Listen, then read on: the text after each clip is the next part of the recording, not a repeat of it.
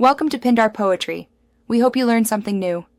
Open Settings and tap General to view iPhone storage immediately. Wait for the storage graph to load and analyze used and available space.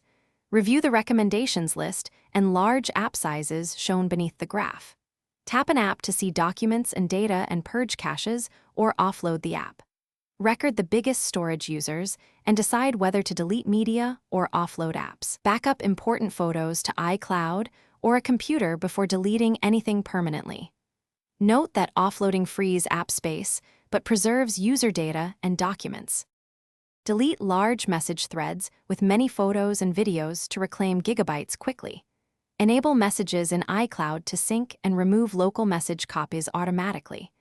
Use the Photos app to identify and delete videos longer than 30 seconds or duplicates. Turn on iCloud Photos and choose Optimize iPhone Storage to store originals in iCloud. Empty the recently deleted album after confirming backups exist to free space. Clear Safari, cache in settings to remove temporary files without losing bookmarks.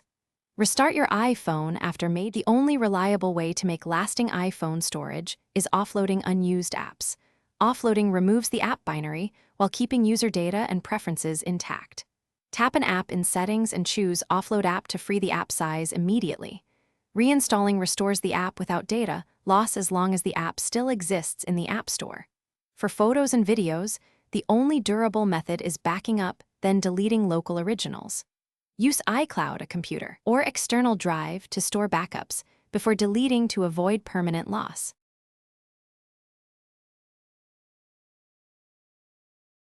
Thanks for watching. Consider subscribing if we helped you.